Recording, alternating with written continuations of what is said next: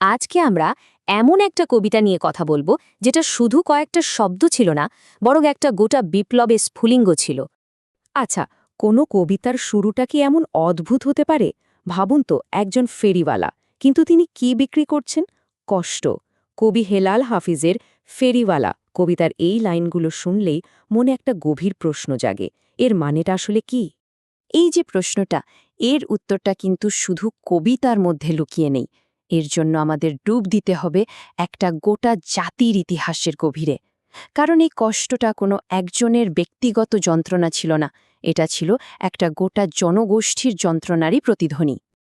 তো চলুন ফেরা যাক সেই সময়ে। এই কবিতাটা ঠিকভাবে বুঝতে হলে আমাদের আগে বুঝতে হবে তখনকার পূর্ব পাকিস্তানের যন্ত্রণাটা। ১৯৪৭ সালে যখন পাকিস্তান তৈরি হলো, তখন থেকেই কিন্তু পূর্ব আর পশ্চিমের মধ্যে একটা বৈষম্যের দেয়াল উঠতে শুরু করেছিল।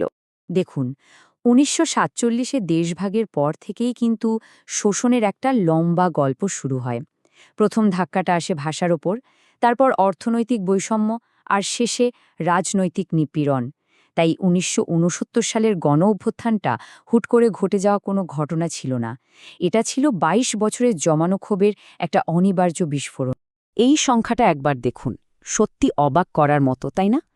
দেশের ৫৬% মানুষের মুখের ভাষা বাংলা, অথচ সেটাকে বাদ দিয়ে মাত্র ৩% মানুষের ভাষা উর্দুকে রাষ্ট্রভাষা করার চেষ্টা। এটা তো শুধু ভাষার ওপর আক্রমণ না, এটা ছিল একটা সংস্কৃতি, একটা পরিচয়ের ওপর সরাসরি আঘাত।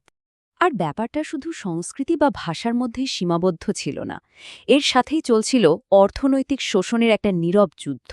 সোজা কথায়, পূর্ব পাকিস্তানের সম্পদ দিয়ে পশ্চিম পাকিস্তানের উন্নতি হচ্ছিল, আর এখানকার মানুষ তাদের ন্যায্য অধিকার থেকে বঞ্চিত হচ্ছিল। এই চার্টটা দেখলে বৈষম্যের ছবিটা আরও পরিষ্কার হয়ে যায়। মাত্র ১০ বছরে পশ্চিম পাকিস্তানের আয় যে হারে বেড়েছে, পূর্ব পাকিস্তান তার ধারে কাছেও ছিল না। ফলে আয়ের ব্যবধানটা দ্বিগুণ হয়ে গিয়েছিল।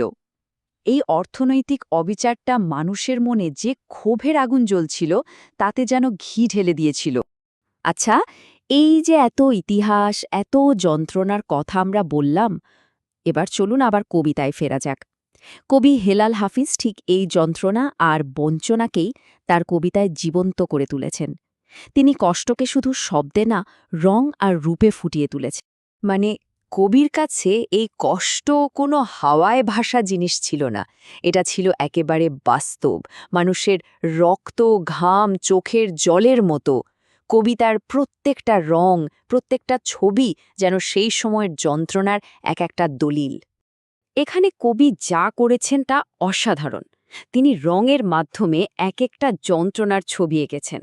যেমন লাল রংটা হল শহীদদের রক্তের, তাদের আত্মত্যাগের প্রতীক।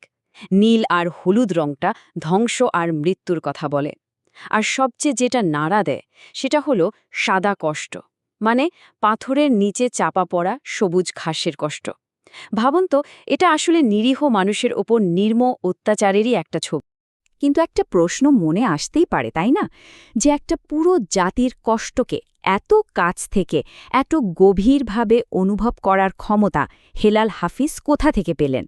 এর উত্তরটা কিছুটা হলেও লুকিয়ে আছে তার নিজের জীবনে। তিনি মাত্র ৩ বছর বয়সে মাকে হারান। এই যে ছোটবেলার এক বিশাল শূন্যতা, এই ব্যক্তিগত সখী হয়তো তাকে কষ্টের প্রতি অনেক বেশি সংবেদনশীল করে তুলেছিল। আর এই অনুভূতিই তার কবিতায় ফুটে উঠেছে।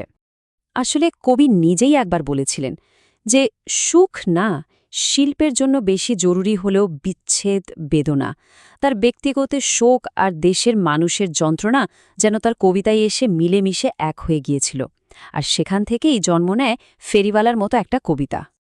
তো কবিতা লেখা হলো, কিন্তু গল্পটা এখানে শেষ না।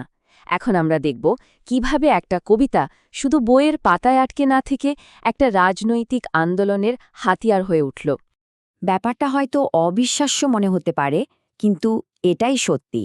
তখনকার ঢাকা বিশ্ববিদ্যালয়ের ক্যাম্পাসে, ক্যান্টিনে, মিছিলের আগে তরুণেরা হেলাল হাফিজের কবিতা আবৃত্তি করে একে অন্যকে সাহস জোগাত। তার শব্দগুলোই হয়ে উঠেছিল সংগ্রামের জ্বালানি। আর শুধু ফেরিওয়ালা না, তার আরেকটি কবিতা নিষিদ্ধ সম্পাদকীয়, সেটা তো ছিল আরও এক ধাপ এগিয়ে। ওটা ছিল সরাসরি রাস্তায় নামার ডাক। এই লাইন দুটো চিন্তা করুন। এখন যৌবনজার মিছিলে যাবার তার শ্রেষ্ঠ সময়। এটা যেন তখনকার তরুণদের জন্য একটা বিদ্যুতের ঝলকের মতো কাজ করেছিল। এটা আর শুধু কবিতার লাইন ছিল না, এটা হয়ে উঠেছিল একটা প্রজন্মের স্লোগান, যার দেয়ালে দেয়ালে লেখা হতো। তাহলে পুরো ব্যাপারটা কিভাবে ঘটল? প্রথমে কবিতাগুলো মানুষের না বলা কষ্টগুলোকে ভাষা দিল। তারপর সেই কবিতার লাইনগুলোই সমাবেশের স্লোগান হয়ে উঠল।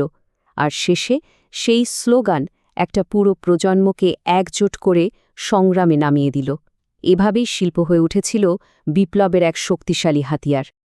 এই যে এত কথা হলো, এত ইতিহাস, এত কবিতা, এসব আমাদের একটা খুব জরুরি প্রশ্নের সামনে এনে দাঁড় করায়।